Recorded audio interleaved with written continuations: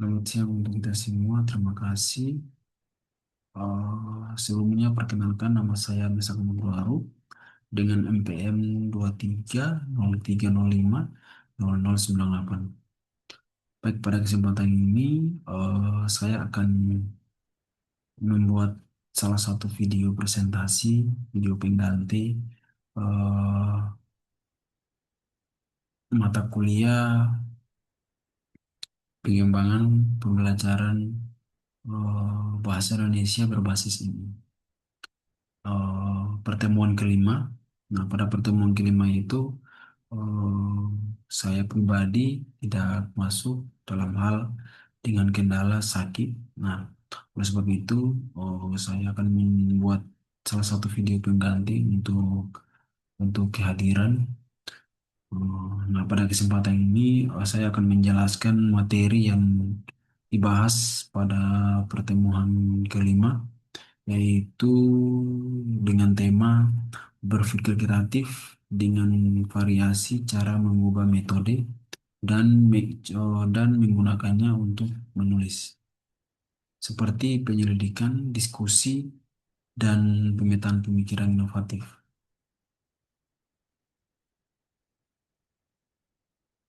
Nah, oke teman-teman. Saya akan menjelaskan bagaimana definisi berpikir kreatif dan inovatif. Yaitu berpikir kreatif dan inovatif itu adalah salah satu pembelajaran yang monoton, di mana seringkali membuat siswa menjadi pasif dan sulit memahami materi.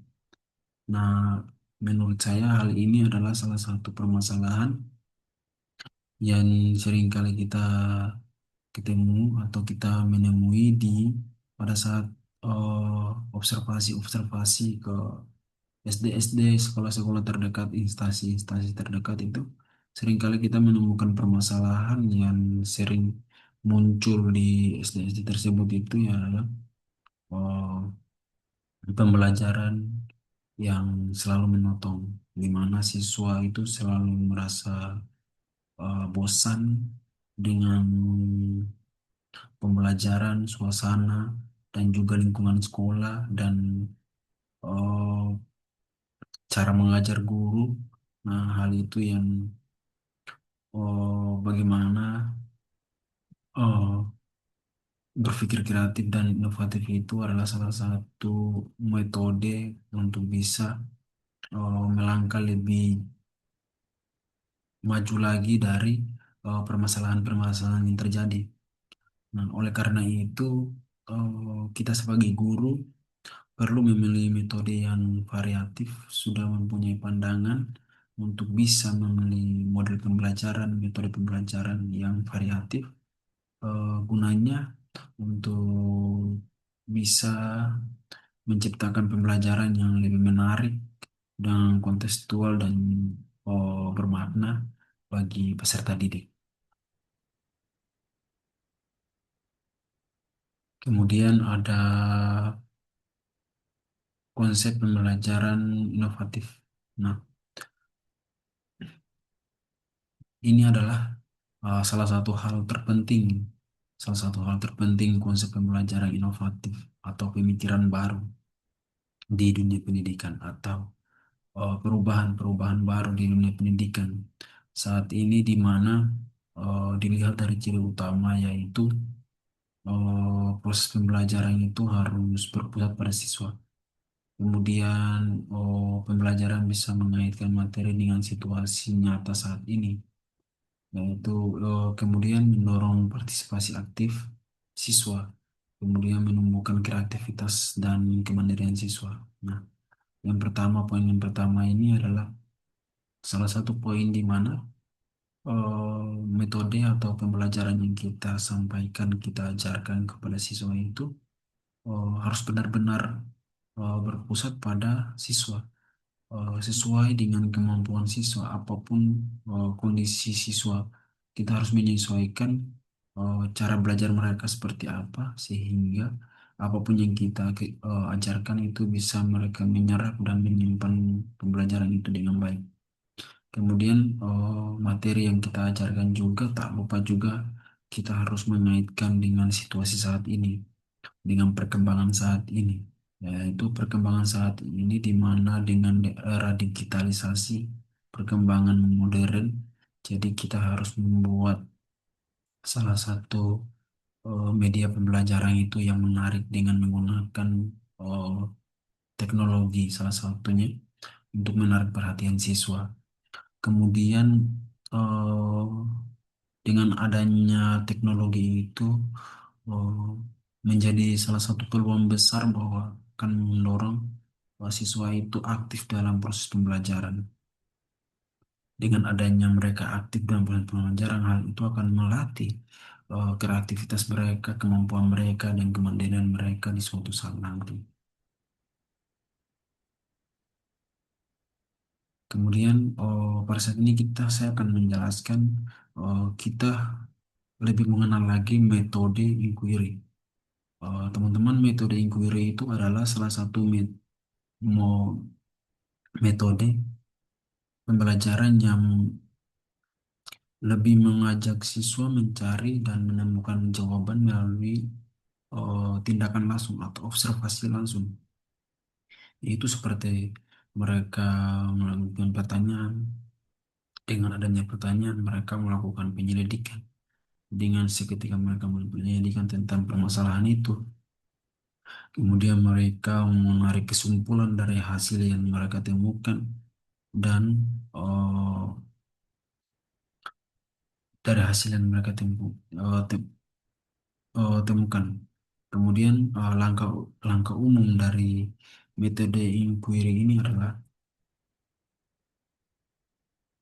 eh, yang pertama itu mereka mampu merumuskan masalah. Kemudian masalah tersebut oh, bisa menjadikan salah satu pertanyaan khusus. Pertanyaan khusus, dengan adanya pertanyaan itu mereka bisa dapat mengumpulkan informasi dan bisa menganalisis temuan mereka dan menyimpulkan hasil dari temuan yang mereka temukan itu dan bisa menarik manfaat dari hasil yang mereka temukan itu. Nah, ini adalah salah satu metode inquiry yang lebih mengajak siswa itu memecahkan proses permasalahan itu sendiri dan mereka bisa menarik kesimpulan dari hasil itu. Apapun apa yang mereka temukan, apa yang mereka dapatkan dari hasil itu. Nah, hal ini adalah salah satu metode untuk melatih cara berpikir kritis siswa dan bisa mengembangkan rasa ingin tahu mereka tentang suatu hal yang belum mereka ketahui. Kemudian kita mengenal metode diskusi. Menurut saya metode diskusi ini adalah salah satu metode yang sudah lama diterapkan, namun hasilnya belum maksimal di berbagai SD masih ada yang mengalami kesulitan dengan metode ini, yaitu metode diskusi adalah salah satu metode pembelajaran melalui pertukaran pendapat ya, pertukaran pendapat antara siswa satu dan siswa lain. Gunanya untuk mereka memecahkan permasalahan atau memahami topik yang diberikan oleh guru dengan cara yang pertama itu mungkin seketika guru memberi topik atau permasalahan ya. Nah, siswa bisa dibagikan dalam beberapa kelompok. Setiap kelompok itu mereka wajib menyampaikan pendapat apa yang mereka temui. Dan hasil dari itu, kelompok itu bisa menarik kesimpulan dari apa yang mereka dapatkan dari topik yang diberikan oleh guru. Nah, dari hasil itu, oh, guru meminta mereka untuk mempresentasikan hasil hasil dari yang mereka temukan.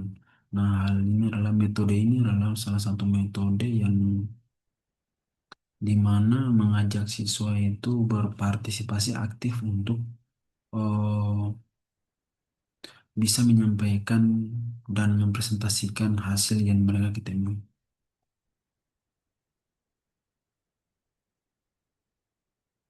Kemudian tujuan dari metode diskusi ini adalah salah satunya itu untuk melatih berpikir logis siswa, kemudian meningkatkan keberanian berbicara mereka dan bisa menghargai pendapat orang lain, di mana metode ini mempunyai salah satu tujuan khusus untuk melatih siswa itu bisa berpikir secara logis, bisa berpikir dengan matang.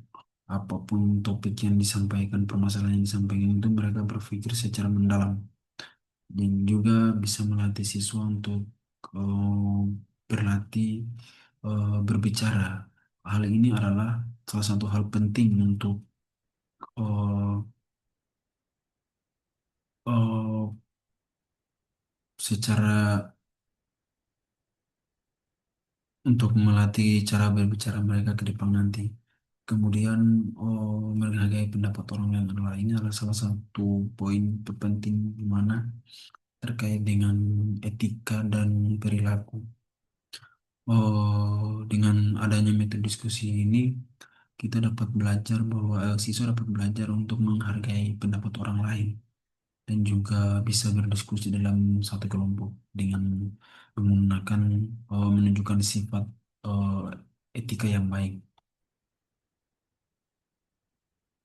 Nah, hasil dari yang dapat saya simpulkan dari eh, materi saat ini yaitu variasi tentang bagaimana memilih cara yang tepat untuk mengubah bahasa.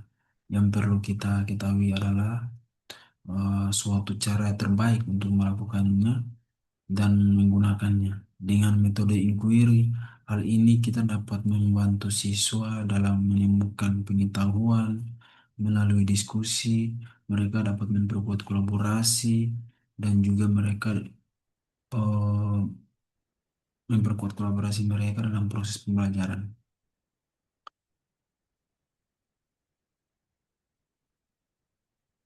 Mungkin itu saja eh, sedikit materi yang dapat saya sampaikan pada siang hari ini. Kurang lebihnya saya mohon maaf. Saya akhiri. Selamat siang. Terima kasih.